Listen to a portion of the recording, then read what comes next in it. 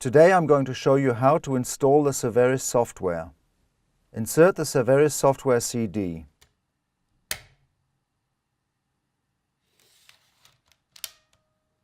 It automatically starts playing. Click on Run Shell Exec and the installation assistant starts. Select your language. Click on 1. Installation of the Saveris software on a PC or server.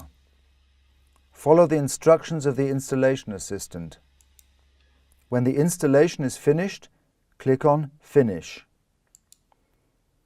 Next, install point 2, the Saveris server including client software. During the installation, you will be requested to restart the computer several times. In this case, always select No and restart the computer at the end of the installation. Now continue with 3, the installation of the mail server. Now continue with point 4. The installation is now finished. Now you can restart the computer. To do this, click on Finish.